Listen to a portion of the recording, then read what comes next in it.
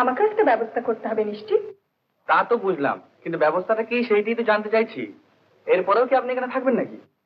ভাবছি এখনকার মতো কয়েকটা দিন। হ্যাঁ, সেটা আমি আগেই বুঝতে পেরেছিলাম। একলা মেয়ে ছেলে হয়ে যখন অজানা বাড়িতে এসে উঠতে পেরেছেন, তখন আপনার চামড়া বেশ পুরু। আর নিজের সম্বন্ধে যে সমস্ত গল্প বানিয়ে বলেছেন সেটা সত্যি নয়। সত্যি নয়? আপনি আমাকে মিথ্যেবাদী বলছেন? সত্যি না বললে আর কি নাম দেয় সেটা আমার জানা নেই। কিন্তু কোন কথাটা আমার মিথ্যে আপনি বুঝেছেন? কোন কথা? সমস্ত কথায়।